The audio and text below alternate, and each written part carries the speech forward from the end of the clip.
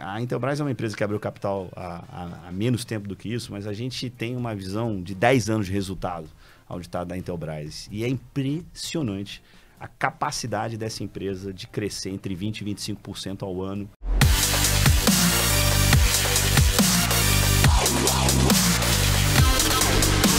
Beijo, um polegar positivo, estamos no ar. Começa agora o Clube da Exame Invest, episódio 45, a 2 semanas das eleições 2022. Para isso, trouxemos um gestor de peso para protagonizar o episódio dessa semana com mais de 25 anos de mercado e começando uma gestora para lá de promissora, Bruno Lima. Peço reforços. Onde está o senhor? Como sempre, né? Aqui ao teu lado, cara. Figura boníssima. Bonicíssima. Gente boníssima pra caramba. Pô, tem história muito história boa pra Pô, contar. esses elogios todos aí, eu tô Tem achando história. que Não, vocês mas estão exagerando. Vocês estão exagerando. É só no início o elogio, depois a gente começa a dar... Depois Boa. Alexandre Silvério, CEO, fundador da Tenax Capital. Seja muito bem-vindo ao episódio 45 do Clube da Exame Invest, cara. Porra, brigadíssimo, Brunão. Brigadíssimo, Tom Cavalcante. Pô. Essa é a primeira vez. Bicho, ó, já me chamaram. Ah, ficou bom. Pô, mas não ficou é, bom. mas eu não é, aí Bruno, vou te fala a falar, verdade. Tem um cara uma aqui. bela similaridade. Porra, Bela um abraço, similaridade. Tom. Mas, pô, já me chamaram de Ben Stiller, cara. Não, Agora eu fiquei peraí, na cara, dúvida, peraí, agora não, eu fiquei na peraí. dúvida. Não, eu nem vou considerar isso, vai, passa, segue o Daniel, próximo. você é muito melhor que esses caras todos, Entre meu irmão. os Você tons. tá arrebentando Mas aqui no entre clube. os tons, Cruz ou Cavalcante, tá mais pra quem? Pô, Cruzes, né? Silvério, seja muito Porra, bem-vindo obrigado, aqui, Daniel. cara, Obrigado, ao Brunão. clube. Pô, a gente poder conhecer mais a tua história e principalmente esse projeto, cara, que você tá fazendo, pegando prestado aqui do Ciro Gomes com uma turma boa demais. Excepcional. Conta pra gente aqui. Mas antes disso, cara, o quebra-gelo, o que você faz no clube? Ou seja, no seu tempo livre, aí se é que tem algum nesse início de projeto que você tá passando agora, cara. Cara, tem pouco tempo livre, mas tem. A verdade é que precisa de Ou tempo tem que livre. ter, né? Tem que ter, Tem que precisa. ter. Tem que ter, não tem jeito. Eu não vou ser muito original, né? Acho que aqui é o esporte predileto da galera que frequenta o clube aqui. Dá até pra fazer já um campeonato. Tá, cara. Pô, bocha. Vamos jogar um tênis. Vamos marcar esse campeonato de tênis aí. Eu jogo Cara, tênis. mais um tenista, cara. Eu jogo tênis Já desde vi. que eu tenho 9 anos de idade. Tive Pô, alguns intervalos que, caraca. eu parei. Quase vai, né? Voltei. Não, mas eu já joguei com o Weiner. Opa! O Weiner não vai lembrar disso. Se ele estiver assistindo, ele... Não, Temos ele, um embate. Assim, Pô, queria tivemos lembrar um o episódio do Weiner. massacre, um verdadeiro massacre. Assim, o Weiner simplesmente atropelou, meteu um 6-0, 6-1, Achei assim, que você tinha sem atropelado dó ele. nem piedade, porque ele é mega profissa, né? Profissional demais. A história do Weiner, eu queria lembrar o episódio, o Bruno Lima dá um Porra, chute aí. você é pobre. Mas da cara, Atena pode falar. Capital, sensacional. Tênis, Quanto tempo cara, de jogo, hein? Durou esse 6-0, Cara, 6-1 demorou, aí? 3 acho minutos. que Mas 20, 30 21 minutos. minutos, por aí, Nossa 21 senhora. minutos. Não passou disso não, hein? Todo mundo que passa aqui, aí, que fala tênis, que realmente é a grande maioria, a gente fala onde vai organizar um campeonato. Aí a gente relembra aqui que já falou tênis. Quando fala em Weiner, todo mundo, não, mas ele não pode. Ele Não, não o Weiner pode, não ele dá, pode. cara. O Weiner é outro patamar. Cara, mas eu tenho jogado. Tô jogando no Pinheiros aqui em São Paulo já há bastante tempo. Pô, inclusive, represento o Pinheiros É no mesmo? Interclubes. Não, Que então isso? você já jogou com alguns aqui. Paolo falou que joga tênis também. Já, mas assim, nunca joguei contra. Mas ali não tem problema não, pode vir. Ih, caramba, Paolo do episódio. Opa. Meu Deus do céu, 2 da RPS. Opa. Não, esse campeonato vai ser bom, cara. Arena BTG nos Não, tinha aguarda. que mandar mesmo, né? Arona- sim. Finalzinho de ano. Pô, Né? boa ideia. Fica aqui pra produção da Exame. Não, seria sensacional. Avisa, deixei a mensagem A gente- gravada. Mas não pro- bota o Weiner, hein? Não, a gente Tira o cria o Weiner. título, troféu. O Weiner pode ser o nome Liminha, da quadra, tá o nome da gravado quadra aí. principal. Isso, E perfeito. aliás, cara, tem também nome de história de quadra, com o nome do projeto que você tá montando, que eu tenho curiosidade de saber. E pra gente chegar lá, registrado então tênis. E conta um pouco, cara, como é que você vai parar no mercado financeiro e hoje está começando a Tenax Capital? Hoje não, né? 6 meses, mas esse ano você estreou esse projeto da Tenax Começamos Capital. em fevereiro. E qual a relação de Tenax com tênis? Acho que, tem bastante a ver. Mas vamos puxar esse Isso. fio lá de trás. Lá de vai. trás. Assim como você, eu fiz engenharia de produção na PUC Perfeitamente. do Rio. Bem antes de você, né? Diga-se de passagem. E, cara, quando chegou Acho ali que no você tava quarto... se formando, eu tava entrando, ou não? Não, você devia estar lá no colegial ainda, cara. Eu me formei em 95, cara. Então, assim, entrei no mercado em 94. Eu entrei numa Plano corretora Real ali? famosa da época, chamada Grafos. Pô, Grafos, que foi uma escola para lembro, vários verdade, bons né? profissionais do mercado financeiro, alguns que eu convivo até hoje, que viraram tesoureiros, gestores. Então, assim, é uma turma muito boa. Pô, desculpa, Rogério Pop foi da Grafos? Foi, Grande na Pop. mesma época É que mesmo? eu. Porra, Assim, pô, nota figuraça. 1.000.000. O nosso gêniozinho da análise na época. Porra, figura Mas boa. Fabi Isaac, Sérgio Silva. Renatinho da Gap. Se eu começar Porra. a falar aqui, assim, Porra, a gente vai até maneiro, amanhã né? aqui no clube. Porra. Eu fiquei na Grafos de 95 até 99.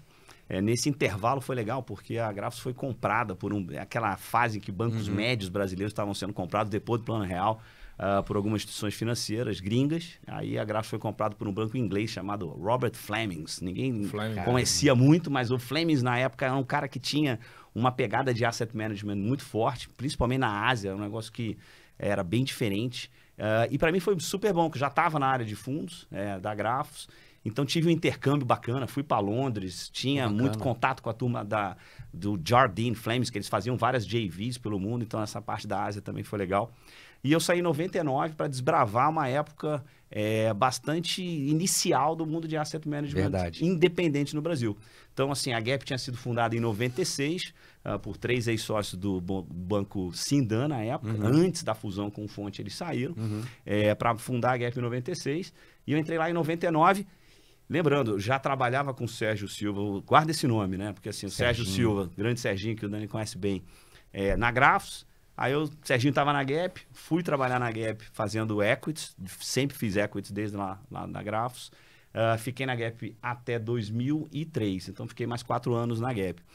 Em 2003 eu saí da Gap e vim, aí a mosquinha de São Paulo me mordeu. Até então eu estava bem no Rio, só questão tranquilo. de tempo. Isso aí a gente tem certeza, né? Quem trabalha no mercado financeiro no Rio, ainda mais naquela época, né? Acho que hoje a coisa está um pouco diferente, mas no início dos anos 2000 era todo mundo vindo para São Paulo. E aí eu vim para Assets do Santander. Eu vim trabalhar com um cara que me trouxe, que eu sou muito grato, que é o Márcio Appel.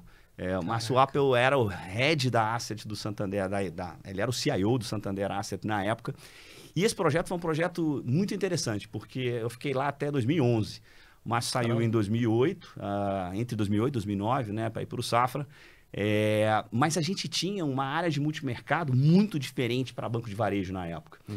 O Santander foi o primeiro banco que lançou produtos de alta volatilidade no varejo. Então a gente tinha 2 produtos multimercado, um vol de 5, vol de 7, que para aquela época era um negócio muito diferente. E acho que o Márcio trouxe para mim um pouco essa visão que para gestor de equities, eu acho que é mega importante no Brasil, a gente pode falar sobre isso depois, que é combinar o macro com o micro. Então, fazer parte de um time de multimercado, sendo o cara responsável pelo book de equities, me ajudou muito a entender um pouco mais do processo de investimento como um todo. Depois eu acabei indo para o Safra, trabalhar de novo com ele por um período bem curto, em 2011, um pouquinho menos de 6 meses, e aí eu fui para a Quest.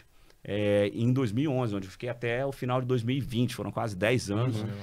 Também um período maravilhoso da minha carreira, em que nesse período a Asset explodiu de tamanho, né? Fizemos tivemos sucesso em várias estratégias, crescemos a estratégia, crescemos o AUM, vendemos um pedaço da empresa inicialmente para o maior grupo da Itália de Asset Management independente, que é a Azimut.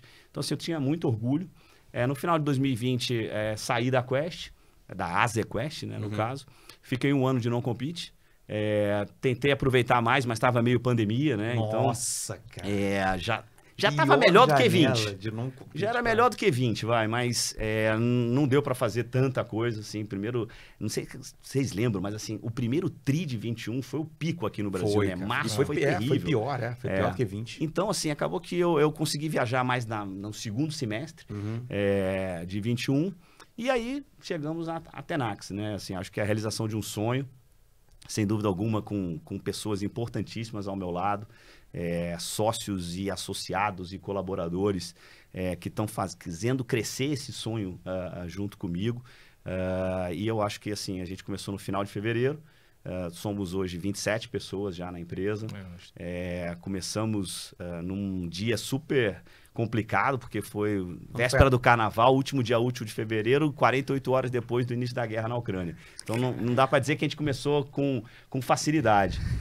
Mas acho que a gente cruzou esses 6 primeiros meses bem em termos de pessoas, de processos, de resultados. Estou super feliz. E a tenacidade, cara, que você perguntou lá do início, vem da minha percepção de que, como bom engenheiro que somos, Brunão, não lembro o que você é. Sou economista, cara. Alguém tem que ser, desculpa, alguém tem que entender de economia. Alguém tem que ter um certificado aqui para poder fazer o programa. Mas assim, na engenharia, a tenacidade tem a ver com a capacidade do corpo se deformar sem romper. No dia a dia lá do escritório, a gente fala que é o enverga, mas não quebra. É isso, isso. Eu acho que é a característica fundamental para um gestor que quer ficar no longo prazo nesse mercado. Então, assim, eu tenho já 25 anos, quero ter mais algumas décadas como Tenax e acho que a tenacidade vai estar muito presente aí na nossa trajetória. Eu acho sensacional, tenho o prazer realmente de conhecer alguns dos fundadores da Tenax e fica o convite, a gente bota o link aqui no corpo do vídeo, então podem acessar, conhecer mais a Tenax, já conhecer esses primeiros 6 meses aí apurados de resultado. Começou numa época nada trivial, já está conseguindo entregar um resultado, acho que bastante interessante, conhecer melhor a equipe e a proposta lá de geração de valor de vocês. Fica o link aqui, e lembrando também, está aberto disponível nas plataformas do BTG Pactual. Mas, Silvério, me tinha uma dúvida que eu falei que tenacidade, eu linkei ao tênis, que eu vi uma entrevista sua já faz algum tempo, mas que teve esse link de Tenax, tênis, com a história com uma certa inspiração. Quem veio primeiro? O nome Tenax, depois de você ter descoberto a relação que ela tem com tênis? O nome Tenax veio primeiro, na verdade, mas assim, isso foi uma feliz coincidência. Essa frase que você viu, né, foi também um post das nossas mídias sociais. Verdade. Que você falou que acho bem legal a galera poder acessar lá. Esse ano, no estádio principal do complexo tenístico de Roland Garros, que é um negócio, um dos 4 torneios mais importantes de tênis, que é o Aberto da França, né, que é realizado lá em Roland Garros, os organizadores colocaram uma frase na quadra principal, que é a chamada quadra Philippe Chatrier.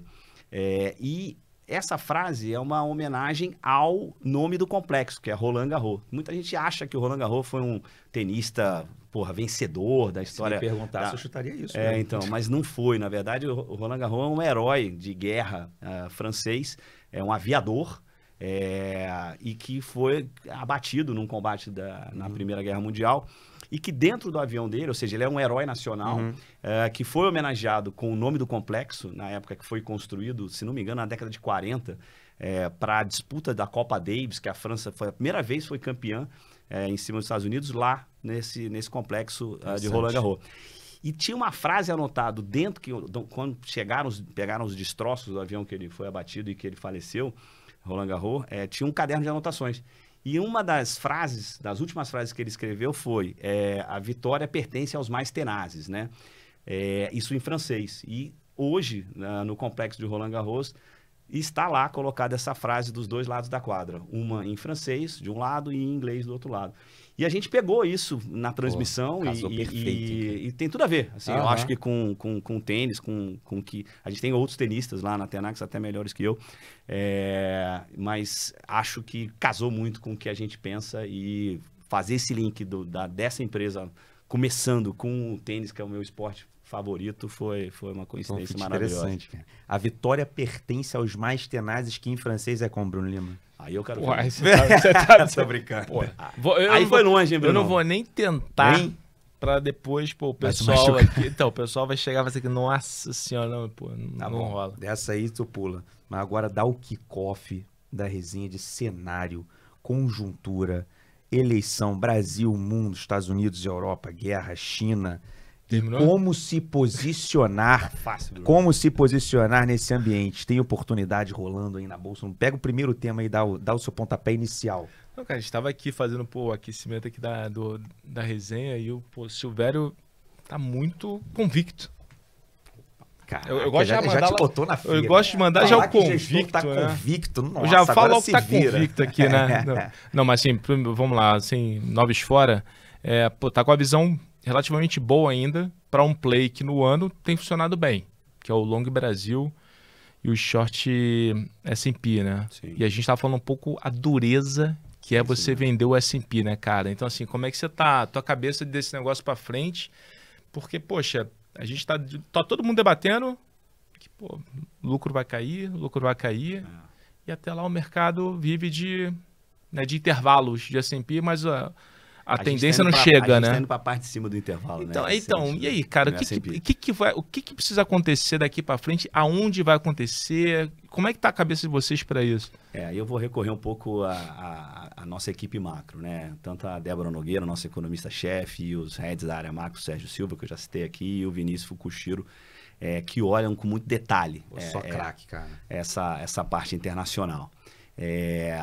A nossa percepção, e desde o início do fundo, né, em fevereiro, eu acho que fazendo uma análise da indústria de gestão nacional também, isso ficou muito claro, a gente conseguiu ver os gestores brasileiros pegando muito fortemente a abertura de juros lá fora, né? E eu acho que o Brasil tem uma grande vantagem em relação a alguns outros países ao analisar ciclos inflacionários, como a gente viveu nos últimos semestres, vamos dizer assim, ou trimestres, que o gestor brasileiro está acostumado com isso. Então, assim, esse aperto de juros que a gente viu nos Estados Unidos, na nossa visão, é uma clara necessidade de aperto de condições financeiras. Assim, para a inflação americana ceder, o Fed, né, o mercado como um todo, precisa enxergar as condições financeiras apertando. Os componentes das condições financeiras são vários. Os principais são taxa de juros, crédito e preço de equities. Na nossa visão, assim, tudo isso precisa de alguma forma se acomodar no nível de preço mais baixo do que está agora, né? Mais baixo no caso da bolsa de crédito e no caso dos juros, um nível mais alto de taxa de juros.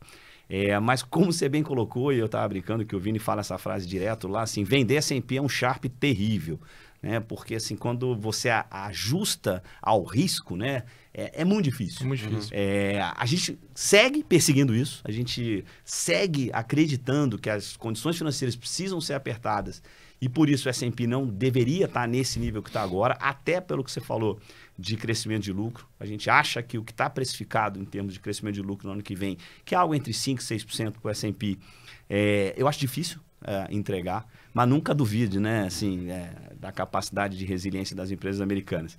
Então a gente acabou migrando nas últimas semanas, eu vou colocar assim, de volta para tomar juros americanos, acreditando que a curva não está tão bem precificada.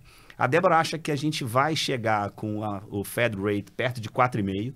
A gente fala entre 4 e 4,5. Eu falo, gente, esse é um intervalo grande demais. Vamos ser mais assertivo nessa história. Então, a gente acha que a curva ainda está abaixo de 4. Né? Quando você olha a curva do Fed Fund, no curto prazo está perto de 4, 3,90, em torno disso. A gente acha que ele vai ter que apertar mais. Mas a gente hoje acha que o que está precificado na curva de 2 anos já se retirou bastante os cortes de juros que estavam na curva no ano que vem. Então, a gente acredita que o aperto das condições financeiras hoje, a melhor maneira da gente refletir isso nos nossos portfólios, principalmente no nosso Tenax Macro, é tomando juros de 10 anos. A gente acha que isso vai acabar levando, sim, o S&P no nível mais baixo do que ele está no dia de hoje, né? Que está aí flertando com 4,200, né? Um pouco, impressionante. Muito perto de 4,200. Na nossa cabeça, esse negócio tinha que estar abaixo de 4.000. Mas, de novo, voltando para a história do Sharp, essa é uma venda dura, mas a gente continua perseguindo esse trade de aperto de condições financeiras através desse tomado de 10 anos. E eu acho que, por incrível que pareça, a gente estava batendo essa bolinha antes, o Brasil vai ficar bem nesse momento, né? A gente segue com uma percepção de que, primeiro, olhando para a Bolsa, né? Os ativos aqui ainda continuam muito descontados. A gente tem uma percepção de que a expectativa de lucro para o ano que vem possivelmente pode ser revista para cima aqui, ao contrário lá de fora, que deve ser revista para baixo. Acho que tem uma componente muito forte de expectativa de melhora de margem líquida para as companhias brasileiras para o ano que vem. Depois a gente pode explorar um pouco mais isso. E num ambiente que, na minha visão, a gente já está mais avançado no ciclo de política monetária, né? O Banco Central brasileiro começou a subir os juros muito na frente, tanto de alguns desenvolvidos, mas também, principalmente, dos emergentes e também dos desenvolvidos, que a gente já consegue vislumbrar a queda de juros no ano que vem. Eu acho que nas últimas semanas ficou um debate bastante forte sobre se o Banco Central ia interromper o ciclo de juros no 3,75, que ele está atualmente, ou se vai ter algum ajuste residual nas próximas reuniões. A gente acredita, né, o time da Débora, que ele parou no 3,75, e a nossa expectativa é que ele comece a cair juros no meio do ano que vem, em junho. Isso para a Bolsa, assim, é espetacular, na minha visão. E a gente tem um cenário de atividade no Brasil que está sendo revisto para cima a quase cada semana, né, quando você olha para o Focus. A gente, quando iniciou o nosso projeto, lá em fevereiro, a gente tinha a impressão que o PIB desse ano ia ficar abaixo de 1. Assim, e eu brinco que eu achava que era o zero negativo, né? Assim, entre 0 e meio negativo. A Débora sempre foi mais para o lado do meio para 1 positivo. A gente vai fechar o ano com quase 3. A nossa projeção na Tenax é 2,8. Acho que o Focus está caminhando para isso também. E para o ano que vem a gente tem 1 de crescimento de PIB.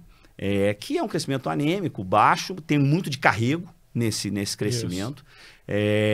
Mas eu acho que, assim, eu tenho umas frases que eu gosto de usar quando falo de Bolsa, que Bovespa não é PIB, né?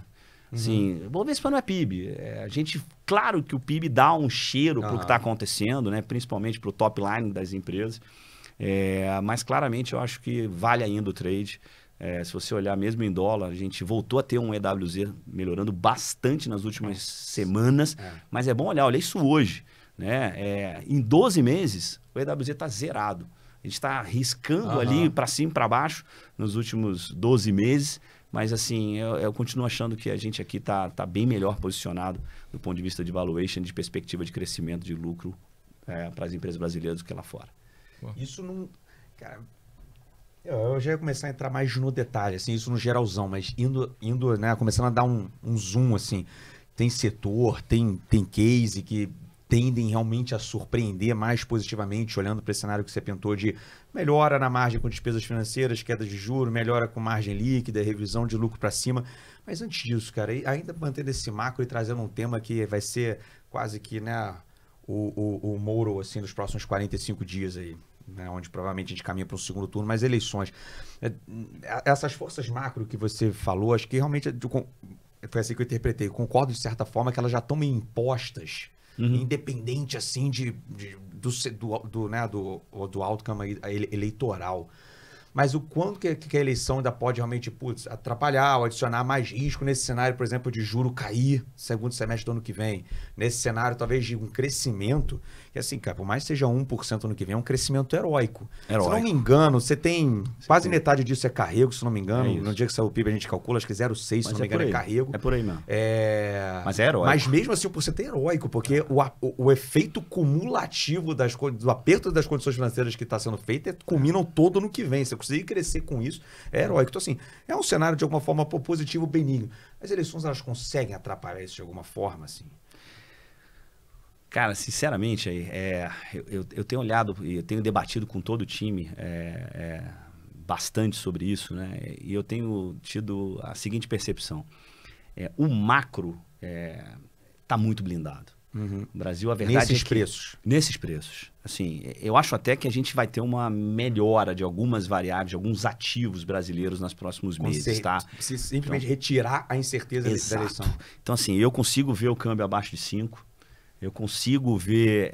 isso acaba retroalimentando esse meu otimismo com a curva de juros. Porque provavelmente isso vai dar um alívio ainda maior para a inflação. É sempre bom lembrar, né? Assim, o que aconteceu com a inflação desse ano foi, sem dúvida alguma, uma retirada de alguns impostos, algumas medidas efetivas que trouxeram a inflação para perto de 6, né? Que é o que a gente vai acabar fechando. A continuidade disso no ano que vem mantém a inflação sob controle, tanto que o Banco Central alongou, né, o horizonte de política monetária lá para o início de 2014. 2024, 2014. Estou 10 anos atrasado aqui no clube. 2024. Agora, se a gente for analisar os componentes da inflação, e isso aí vai ajudar também a explicar o posicionamento de bolsa, tá? Setorial. O que a gente tem que estar muito atento, na minha visão, é que a gente tem contratado, dado que eu acredito, né, numa apreciação adicional do real, dado que eu acho que as condições estão colocadas para o Brasil continuar indo bem a despeito da eleição, a gente tem tem uma desinflação contratada para industrializada em geral, e a gente tem que ficar de olho em serviços. Acho que assim, a nossa grande preocupação do ponto de vista da inflação nos próximos meses está muito mais para serviços do que para tradables, vamos colocar dessa maneira. Então, assim, voltando para a eleição, eu acho que o macro está muito blindado. Eu acho que o grande diferencial vai estar no micro, no setorial, aonde que vai ter mais incentivo, menos incentivo, aonde vai ter mais investimento ou menos investimento. Eu consigo enxergar hoje, fazendo isso há tantas décadas quase, né? O Brasil numa posição inédita, em que a gente tem uma eleição em que os dois líderes são conhecidos, em que a gente entra com uma situação macro do ponto de vista de reservas internacionais, tem todo questionamento muito favorável, tem todo questionamento em relação à dinâmica fiscal, e aí eu sou muito pragmático em relação a isso, tá? Eu acho que os ciclos econômicos, do ponto de vista fiscal, e tiveram aula com o Kanchuk aqui, tem o quê? 3 programas, né? Assim, pô, não vou aqui me aventurar de jeito nenhum a entrar nessa discussão, mas só no anedótico, na observação, a gente pode reparar que, assim, o primeiro ano de um novo governo normalmente é responsável fiscalmente. E o cara vai começando a soltar, a pessoa vai começando a soltar as amarras de gastos ao longo do segundo ano, que é um ano eleitoral, são as eleições municipais. No terceiro ele precisa acelerar, porque para colher os frutos no quarto. E aí no quarto, amigo, o que a gente está vendo, né? A festa total, o jogo está jogado. Em todos os ciclos eleitorais isso aconteceu. Então, eu não compro a ideia de que 2023 a gente vai ter uma explosão fiscal. Eu acho que a gente vai ter sim, a gente tem contratado um aumento de gasto muito forte, gasto corrente. Eu tenho uma razoável convicção, e talvez esse seja o meu risco para a Bolsa, sim, que esse gasto vai ser financiado com algum tipo de aumento de receita. Tomara que seja um aumento de receita via crescimento, né? Um crescimento surpreendente, talvez, uma melhora da percepção até do estrangeiro, que eu acho que vai acabar acontecendo, como você falou. Mas a chance da gente ter um aumento de tributação aqui, que não são só os de lucros e dividendos, mas outros tributos, é gigantesco. Esse seria, para mim, o grande ponto de preocupação em relação a tudo isso que você colocou de risco para o meu cenário benigno para os ativos brasileiros, principalmente para a Bolsa. Mas isso é interessante. Tem algum setor que fica mais vulnerável, mais exposto? Ou seria algo meio horizontal? Esse é o de sempre, né, cara? Assim, esse é um risco na tese que ele gosta, que eu sei. Já peguei no contrato. E mesmo assim você gosta. Mas qual tese? Então vamos Gostei. Já deixa no ar. Gostei do... Não, já... Gostei do teaser. Gostei do teaser. Eu vou antes dessa aí, antes dessa que você na hora você me dá aquela cutucada. Eu acho assim, setor financeiro, né? Assim, é o clássico nessa hora, né? Quem tem muito JCP, né, cara? Verdade. Quem paga muito JCP. Mas e tem outras empresas aí que pagam muito JCP que a gente vai acabar falando mais pra frente. Olha o teaser. Tô falando. Mas você tem... Pega lá, setor financeiro é um quarto da Bolsa, né, cara? Mas eu acho que dá para fazer até algumas coisas diferentes. Vamos ver. Assim, a gente tem... esse é o meu grande receio, tá? A eleição em si, honestamente, e de novo, a gente está aqui há 3 meses do primeiro... 3 semanas do primeiro turno. 3 meses já passou. 3 meses da posse. E muita coisa ainda pode acontecer. Acho que os ciclos eleitorais brasileiros já se provaram surpreendentes. Antigamente eu tinha uma tese de que no Brasil o México era a minha referência, né? Quando eu olhava para as eleições no México, eu falava, cara, a eleição no México é uma confusão, né? Porra, lá na Colômbia, assim, sempre foi muito complicado. Cara, eu diria que o Brasil fez catch-up aí, assim, as últimas eleições aqui, a gente teve alguns eventos um pouco diferentes. Mas, agora, eu sei que pode fugir um pouco. E não sei se chegaram a discutir esse plebiscito que rolou lá no... Porque o Chile teve todo o evento, né? Teve a questão de eleição, e depois teve um direcionamento um pouco mais ao centro, né? Pensando em espinha dorsal de política fiscal, e agora você teve um plebiscito que foi meio que acabou sendo até olhando o que a pesquisa falava e depois o que de fato aconteceu, né? Acabou sendo negativo até para o próprio governo, que era algo que o governo tinha ali com a carta na manga, né? Sim. Você acha que... o Chile está performando super bem no ano, né? Em dólar. Tá performando o Brasil, tá? Pra caramba. Melhor do que a WZ, exato. Pra caramba, né? Vocês têm alguma leitura, assim, em relação a isso, mais pensando na discussão de, poxa, gente, né, nessa questão tua de espinha dorsal, respeitar o fiscal, ser mais pragmático? Tem alguma coisa, alguma leitura nesse aspecto? A gente olha bastante o Chile, né? A equipe lá, de novo, né? Do Sérgio, do Vini e da Débora. A gente foi bastante eficiente em operar a política monetária do Chile até um pouco antes do resultado do plebiscito. Acho que lá o case é um pouco diferente. Tá. Né? Por quê? Assim como toda a América Latina, né? A gente teve uma série de eleições presidenciais que a esquerda acabou vencendo. E lá, especificamente, você tinha uma Constituição assim, da década de 70, que precisava, de alguma forma, atender os novos anseios da população, mas que acho que o resultado, o rechaço, como eles chamaram, né, que é a rejeição às propostas, demonstrou também os limites de até onde um Estado pode ir do ponto de vista de incentivo, de fiscal, de auxílio. Então, eu acho que é um ligeiro retorno, na minha visão, a essa responsabilidade fiscal que eu citei. Mostrando um pouco que os checks and balances, né? Ou seja, assim, os pesos e contrapesos, né? Da democracia acabam funcionando. Então, assim, eu sou um cara que acredito muito nisso. Interessante. O Chile é uma demonstração inegável disso.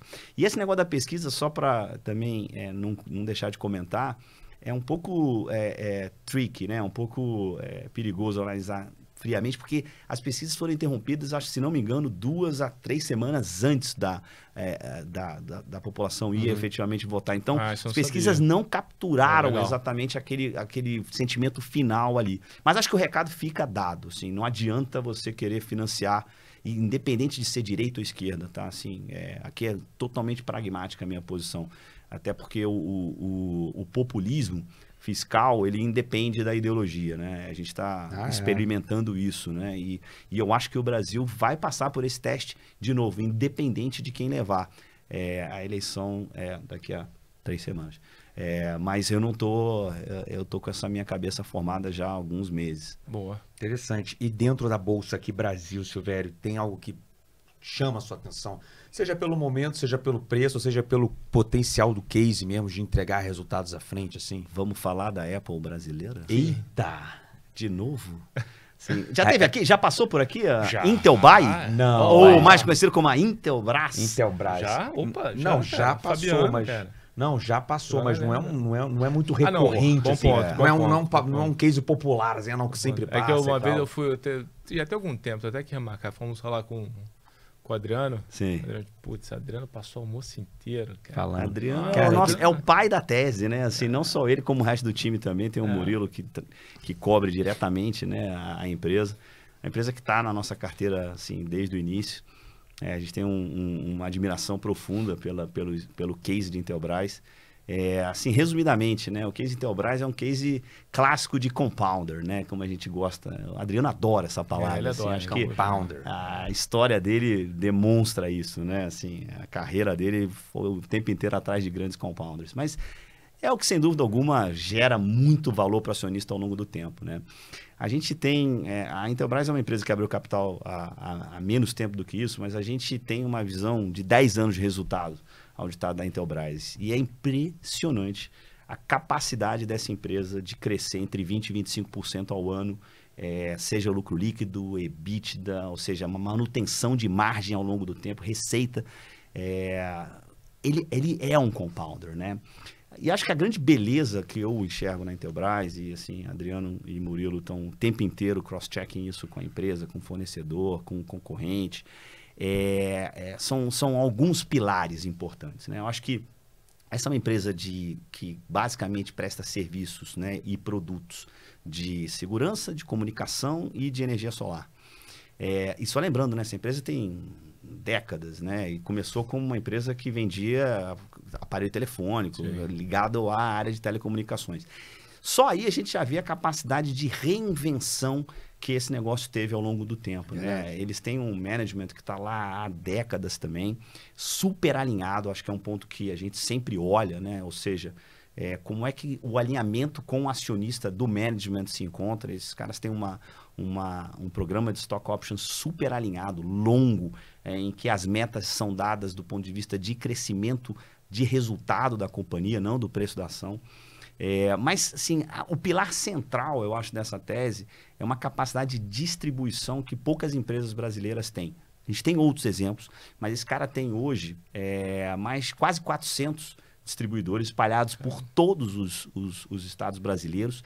Isso acaba chegando nos revendedores dos produtos Intelbras ao número perto de 80 mil.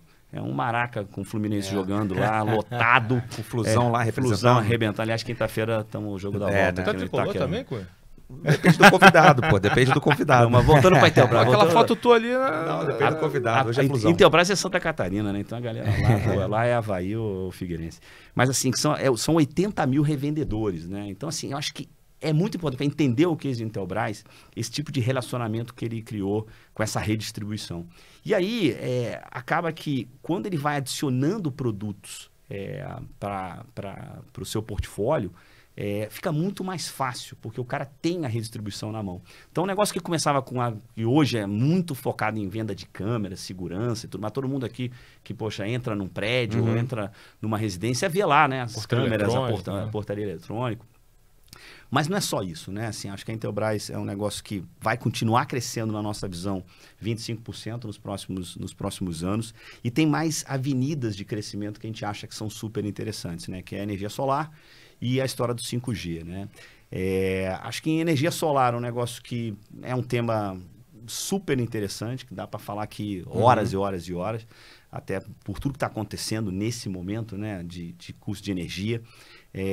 Mas ela foi capaz de fazer uma aquisição muito importante, que foi a Renovid há 2 anos atrás, integrar nessa rede de distribuição e você vê já um aumento de market share, que é uma das principais fontes de atenção, mas ao mesmo tempo de muito otimismo da nossa tese em relação à energia solar.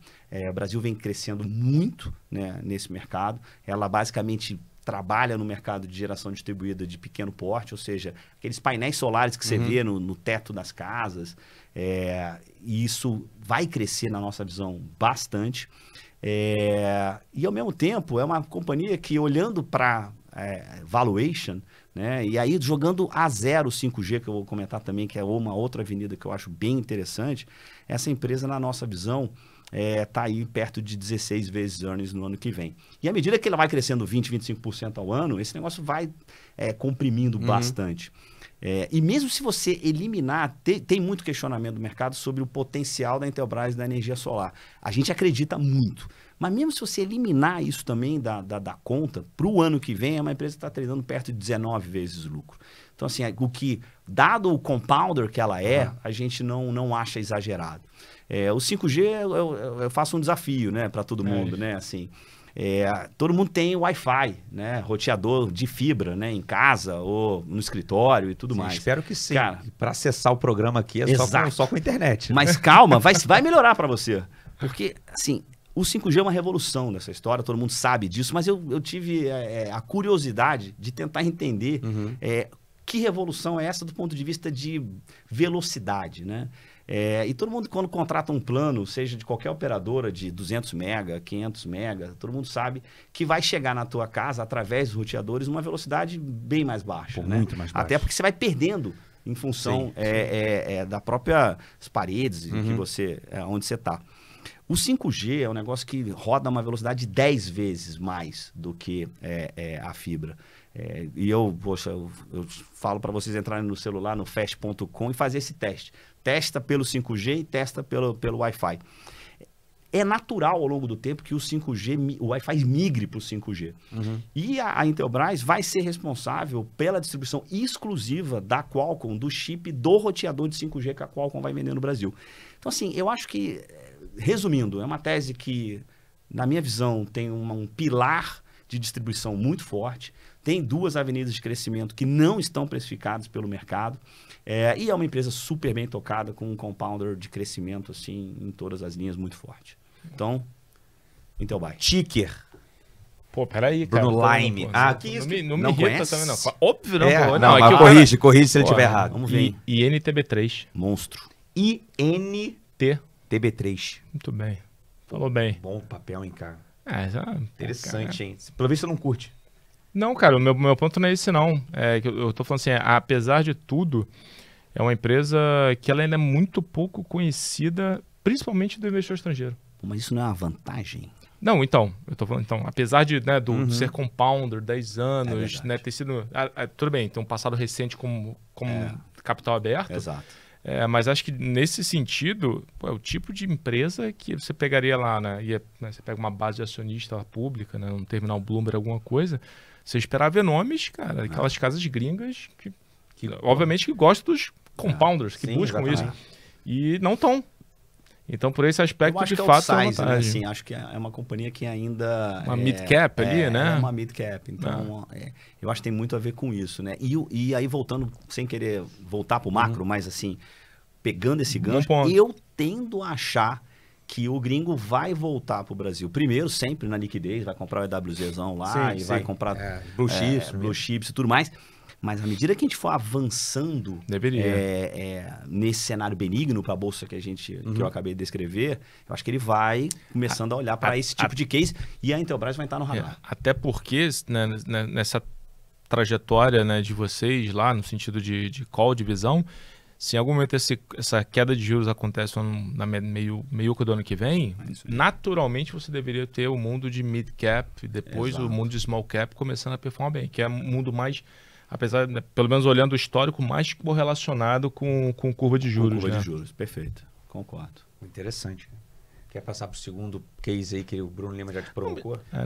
É que foi bem... Digo assim, que a Intelbras é que ela não tem um setor, né? Ela é um case. É um case micro na veia. Mas acho que nesse ponto, assim, acho que a galera, a gente sempre você tem alguma visão setorial? Ou a gente está falando aqui realmente de teses realmente muito micros, assim, histórias específicas? A gente tem, óbvio, né? Assim, acho que a Tenax é uma casa...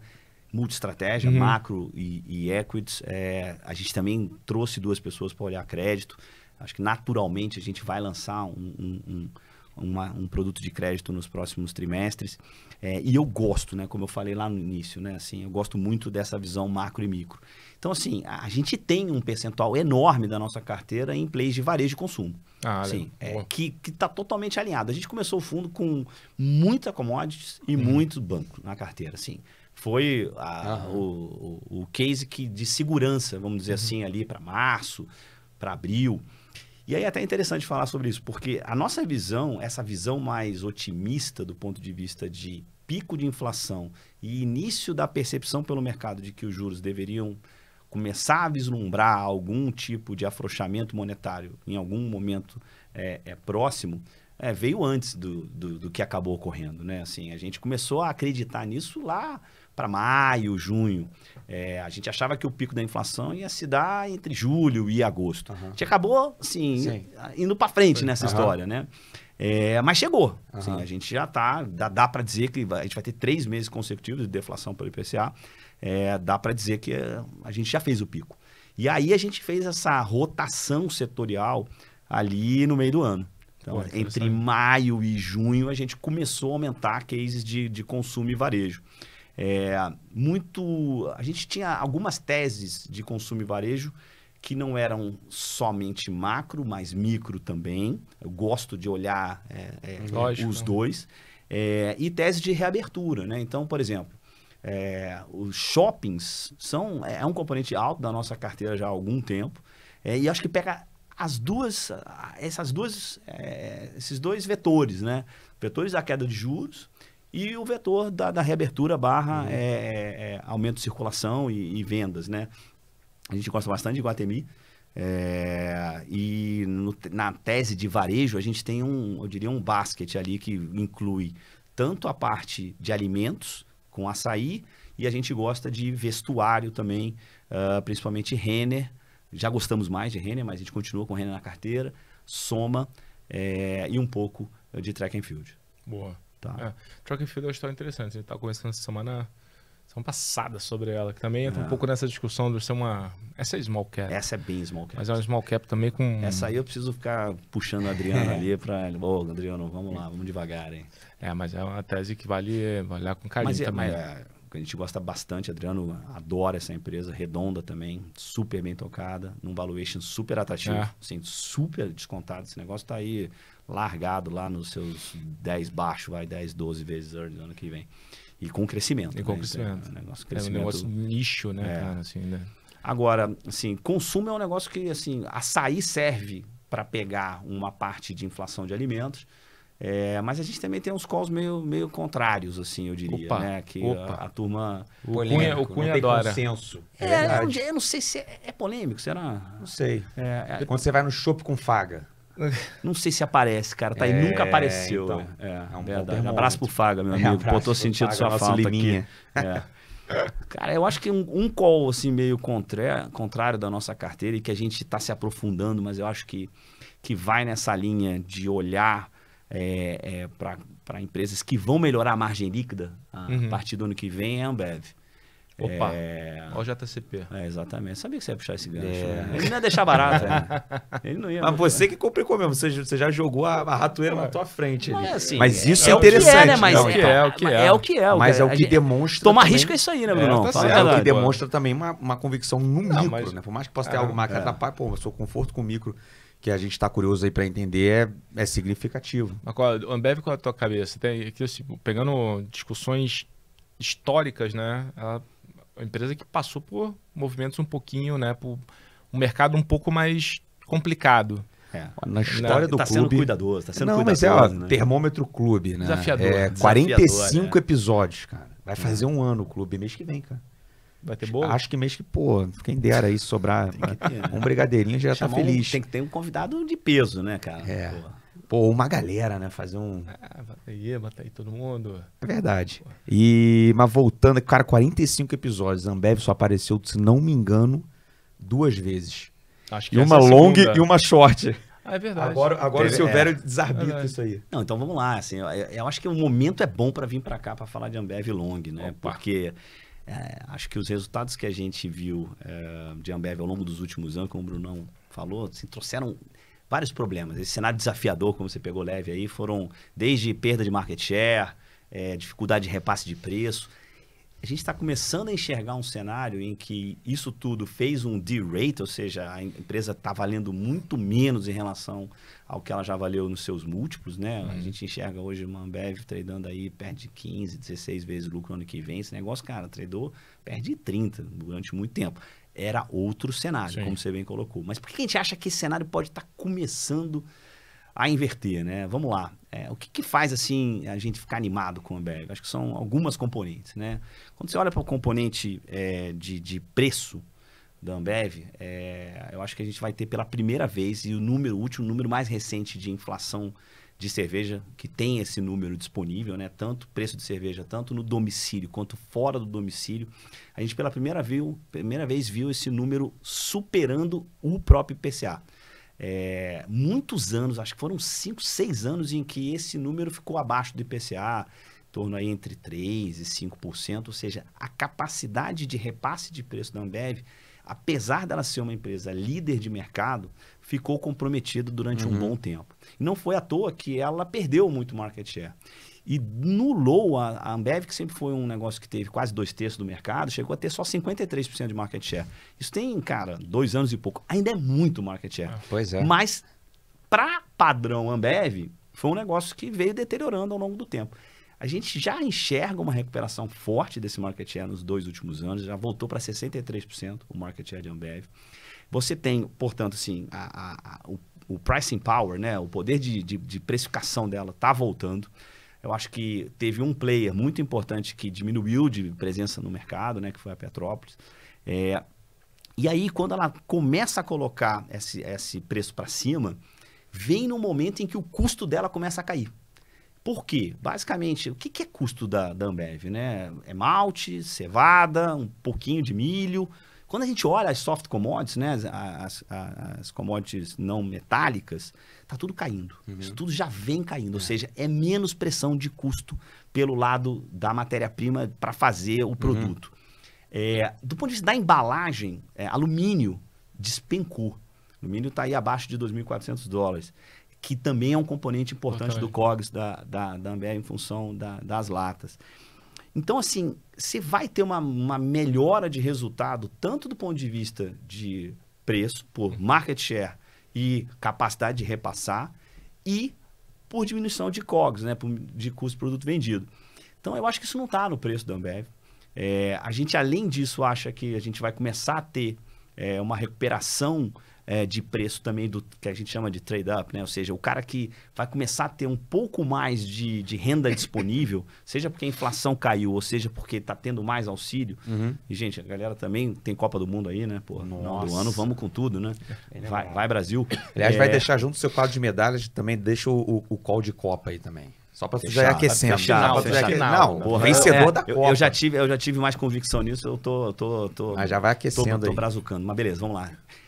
Eu acho que assim, a Ambev vai ter aí uma melhora também, tanto das pessoas que tiveram que diminuir o preço da cerveja que ela consumia, né? Começou a colocar uma marca mais barata, a talvez recolocar para uma marca melhor, em que a margem da Ambev vai ser melhor, e o próprio volume, né? Eu acho que assim, o volume está recuperando e acho que vai recuperar ainda mais. Então, assim, preço, volume e COGS para baixo, eu acho que para desempatar o long short, agora, nesse momento, eu começo a ver um alinhamento favorável para a companhia.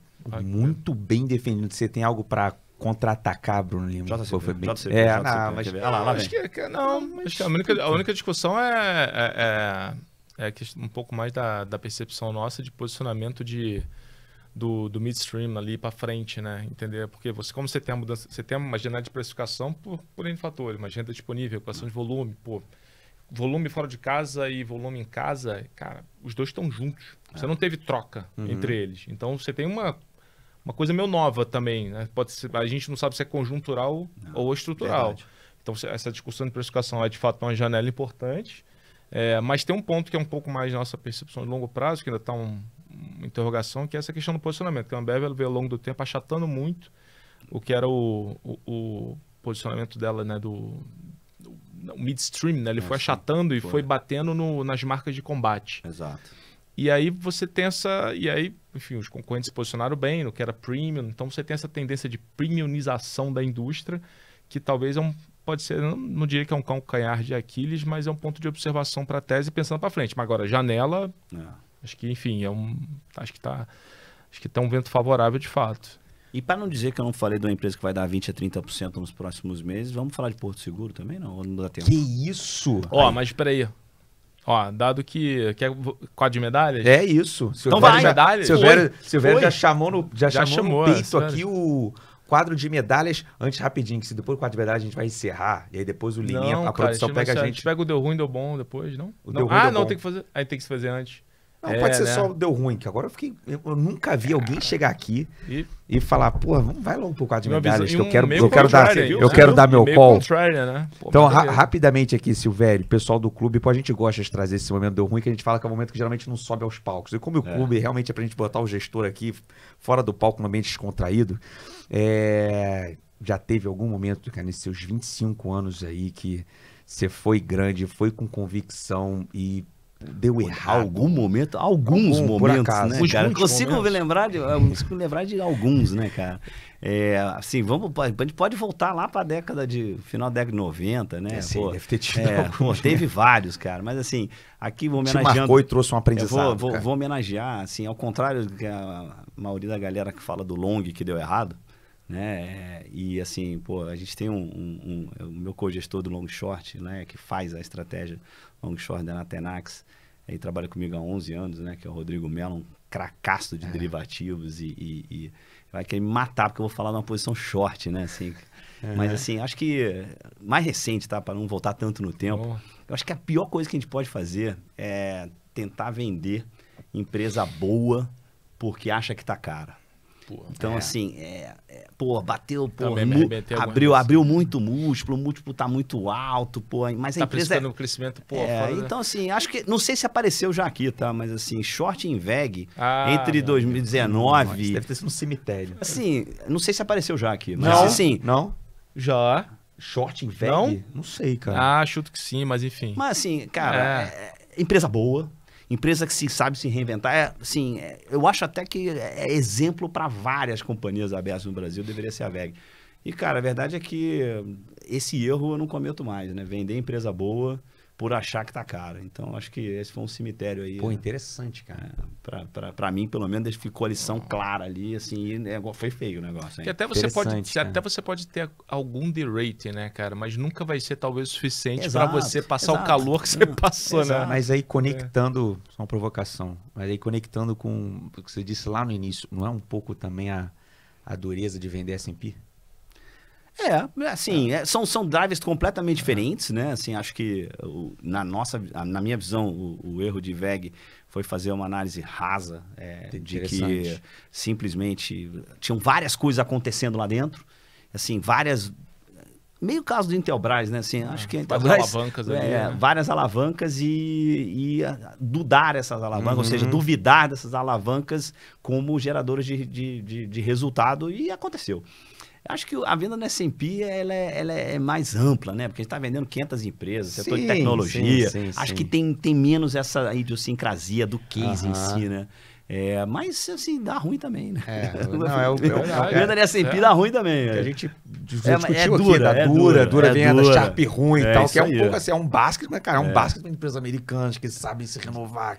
Eu costumo dizer, cara, que aqui no Brasil é muito claro isso. Nos Estados Unidos você tem, uma penetração do mercado acionário que é muito maior que aqui, né? Mas aqui no Brasil, assim, as empresas que estão na bolsa são as winners, né, cara? São as vencedoras dos seus setores, são aqueles caras que, já passaram por tudo, vão consolidar os setores. Então, assim, dá ruim em alguns casos, mas, assim, o que tá lá, tirando algumas exceções, alguns exageros que a gente sempre tem em algum momento de juro baixo, assim, vem aquela onda de IPO, né, recente até, de cara que nem devia estar na bolsa. Mas, assim, o S&P é meio parecido com isso, né, cara? São as vencedoras, são os caras grandes, são as maiores empresas do mundo, né? Assim, com exceção aí de umas chinesas e de umas árabes aí, cara. Então é duro, é difícil mesmo. Interessante. E gostei do momento de ruim, cara, bacana. E foi meio médio. Geralmente, pessoalmente, pega aquele longo que machucou, né? Ou uma tentativa de arbitragem, algum evento e que não acontece. Eu tive isso também. Dica de série, Silvério. Os membros do clube também cobram. Puta, eu sou péssimo aqui de série, no momento cara. mais de distração, o pessoal quer série, não quer livro, não. Teria que pedir ajuda pra minha mulher, que é uma especialista, cara. Você acaba vendo ali, Carla né? Silvério, que sabe tudo. Chega no quarto, tá passando, você olha também. Cara, a última série que eu assisti, já tem uns 2 meses, pelo menos, assim, que eu acho que tem a ver com o mercado, não financeiro, mas com o mercado de empreendedorismo, é o We Crash, né? Lá a história do WeWork. Esse cara tá por aí de volta, né? Impressionante. Mas assim, acho que a série é uma aula, assim, sobre como alguns exageros, tanto do ponto de vista do mercado, né? Porque se conta toda a história, é bem legal, porque você vê como grandes nomes do mercado foram capazes de embarcar naquela jornada, no mínimo viajante, né? Do fundador do WeWork.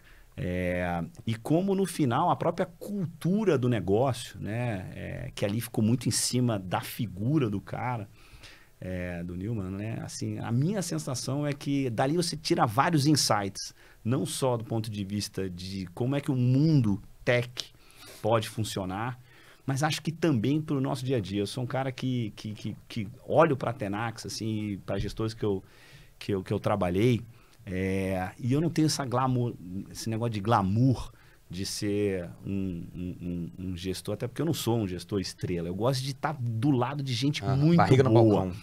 E para isso você tem que criar cultura. Para isso você tem que estar do lado de gente brilhante. E assim, eu acho que esse tipo de insight que eu gosto de quando eu olho uma série dessa, que é meio romantizada ali, tem várias histórias que não sei se aconteceram de verdade, eles colocam lá nos créditos, mas acho que vale a pena se dar uma refletida, como é que aquilo ali, não só do ponto de vista de mercado em si, né, das armadilhas que o mercado às vezes te apresenta, mas como empreendedor agora e vários anos como sócio de gestoras, como é que eu posso utilizar algum aprendizado daquilo ali para o dia a dia, para a cultura, como lidar com os desafios de tocar um negócio. Porque eu acho que a Tenax é uma gestora, mas antes de tudo também é uma empresa. Tem as suas responsabilidades com todos os colaboradores, com a sociedade. Então, assim, eu gosto de olhar para o negócio de gestão de recursos, como eu olho para uma empresa de companhia aberta. Sim. Eu gosto de ter na Tenax a governança que eu exijo que uma empresa tenha. Então, assim, essa sempre foi a minha cabeça e, graças a Deus, eu consegui juntar sócios sensacionais que pensam igual a mim. Interessante, cara. E agora, sim, o momento. Ferrou. Alexandre Silvério, junto com a Tenax Capital, entra agora para o nosso quadro de medalhas do clube. Escolha um papel na Bolsa Brasileira para os próximos 3 meses e boa sorte para que no próximo episódio especial que a gente juntar aqui o top ranking do quadro de medalhas do clube, eu gostaria de revê-lo. Qual é a sua escolha? Lembrando, isso não é uma sugestão de investimento, isso aqui é uma brincadeira que a gente faz com todo mundo que passa aqui, mas no caso para participar, um papel da Bolsa Brasileira. Ticker ou nome? Nome, porque eu quero ver se o Bruno Lima tá atualizado com o ticker. Porto Seguro. Grande Porto, cara. Olha, ele já foi melhor nisso, Bruno Lima. Cara, geralmente o pessoal falava, você já mandava Mas o eu ticker. mandava, Agora ele mas fica eu tava comprando guardando, tempo. cara. Ele fica Eu tava comprando PSSA tempo. 3, cara. Como é que é? PSSA 3. Cravou. Cara, pô, PSSA sério 3. mesmo, cara. Foram quantas vezes que eu errei? Umas 4. Que isso, cara. Eu ia falar 3. Mais umas 4. Tá bom, beleza. Não, tá bom. Tá tranquilo. Mais Beleza, de eu pô, tenho que botar mais de 4,45? Tá tranquilo. Tá Pô, tranquilo. 4,45. Não, a primeira vez que você errou foi engraçado pra caramba, cara. Foi o episódio do Rodrigo, do foi- Frontier, cara, eu acho. Não, Frontier. não, foi o... Putz, Pô, mas foi era, do era Rodrigo? difícil esse ticker mesmo? Não lembro, mas Pô, assim, cara. só sei que o cara falou, eu falei, Tigre Bruno, ele encheu a boca, falou o ticker, Mas tudo com bem. convicção, com E aí, convicção. e aí eu vi que acho que era o Rodrigo, cara. Acho que eu Eu errei vi. Hã? Foi, não lembro. Foi da Foi Frontier do Capital. Rodrigo, não lembro. Ele ficou assim, ele me olhava, tipo Errei, assim, eu né? corrijo ou não corrijo? Eu vou falei, começar Rodrigão, sem errei. delicadeza Aí ou ele- não? Tu errou. Aí o Bruno falou, pô, eu acho que eu errei. Ele falou, cara, você errou sim. Aí dali perdeu Aí a perdi a credibilidade. credibilidade, acabou. Por isso que agora tem que ficar double check. Tá tranquilo, tá Porto tranquilo. Seguro, PSSA 3. Rapidamente, por que, É Silvério? meio contrarian também, né, não? Ah, e aliás, fazendo uma conexão histórica com o clube, esse foi o primeiro papel do quadro de medalhas do clube do episódio 1. com Vai André dar nome? Caldas, da Clave Capital. abraço O pro Caldas foi o Caldas, nosso cobaia, cara. Ele participou do piloto, que virou o episódio 1. E ele pegou Porto Seguro. Hoje tá meio... Assim, contrário, assim, mas eu digo assim, pô, hoje tá meio Não é leve, meio- né? não Tá é- meio leve, não é né? Tá fora óbvio. do consenso, Tá, vai. é, Mas Fora do interessante. consenso. Não, Interessante. não é, assim, guarda alguma semelhança com a Ambev, né? Assim, de certa forma. Meio hora of consenso isso aí, vai. Qual é a nossa ideia por trás de Porto Seguro, né? Assim, a Porto Seguro sofreu muito desde a pandemia, né? Assim, acho que você teve ali um componente terrível para as seguradoras e alto é o negócio principal dela, né? Disparado. Que foi um aumento de sinistralidade e muito em cima de inflação de carro usado. Acho que todo mundo aqui passou por isso, né? Todo mundo pagou mais IPVA com o preço do carro lá em cima, né? E para Porto foi matadora essa história, né? A sinistralidade dela aumentou quase 20 pontos, né? Ou seja, o quanto ela teve que pagar de sinistro em relação ao que ela recolheu de prêmio, explodiu. Isso para uma seguradora é terrível. Uhum. É óbvio que a Porto Seguro é líder do setor, assim, tem uma capacidade muito grande de colocar preço, assim como a Ambev. Mas ela no início, principalmente ali de 21 e ao longo de 21 como um todo, ela não conseguiu assim, acompanhar a inflação de veículos. Então, assim, ela foi colocando um pouco de preço, né, testando a aceitação do mercado, mas você tinha uma série de incertezas ali naquele momento, né? E ela realmente sofreu bastante. O que a gente enxerga olhando para os próximos meses, na nossa visão, e daqui a pouco ele vai soltar aquele dado que saiu essa semana, já conheço. Quadro de medalhas ele respeita. Assim, a gente começa a ver a inflexão pela primeira vez de preço de carro usado, que é um negócio que para ela é fundamental. E 2, a gente começa a ver, principalmente pela marca de combate dela, pela marca mais barata dela, que é a Azul, uma queda significativa do número de sinistralidade. O número da Porto em si ainda não aparece lá como uma melhora. Mas a nossa aposta para os próximos 3 meses, que eu acho que vai fazer um repricing, só lembrando, né? Esse negócio sempre tradou numa faixa entre 11 e 14, às vezes 15 vezes earnings. Esse negócio está a 7, gente. Cara, um papel dessa qualidade, com essa capacidade de dominar o mercado, no momento que o mercado parece estar virando abaixo de 8 vezes earnings pro ano que vem, são poucas vezes que eu vi. Então, assim, só esse repricing pulou do range para a parte de baixo do range de valuation, já tem esses 20%, 30% que vai fazer com que a Tenax figure no top 3 do ranking do quadro de medalhas. Cara, sensacional. Sensacional. Agora, Silvério. Estudo da Loeio. Pô, sensacional. Acho que todos nós... Solta aquele buy. Acho que todos nós aqui teremos esse dever de casa. PSSA 3. Agora, Silvério, estreia um quadro aqui que acabou de surgir. Acabou de surgir. Não, o quadro de medalhas da Copa. Todo mundo que passar a partir de agora, Silvério, você tá estreando. Boa. Silvério, meu filho tá, Francisco tá lá. A partir de agora, todo mundo que sentar aqui depois do quadro de medalhas do clube vai ter o quadro de medalhas da Copa. Qual é a sua aposta pra Copa do Catar? Cara, assim, no último chopp com Faga, pô, eu cravei um time que eu tô menos confiante agora. Assim, não, é porque você tá sendo influenciado pelo consenso. Não sei, cara, mas assim, eu acho que o dinizismo, né, do Flusão, tá me fazendo até mudar de opinião em relação à chance do Brasil. Assim, eu não acho que o Brasil é o grande favorito, mas eu tô um pouco mais otimista. Vou cravar a Inglaterra. Caramba. Caraca! Pô, peraí, deixa eu o cara começou o discurso achando que ele tava... Não, achei que ele ia escolher a seleção brasileira e solta uma Inglaterra. Pô, não, eu tô coxeando o alambrado, como diria, um ex-sócio que eu tive, Luiz Carlos Mendonça de Barros. Assim, a minha sensação é que a chance do Brasil tá crescendo. Entendi. Mas eu acho que o time da Inglaterra chega para essa Copa como a França chegou na Copa de 2018. Perdeu a Eurocopa em casa. No caso da França, perdeu para Portugal, no Stade de France, nos pênaltis, se não me engano.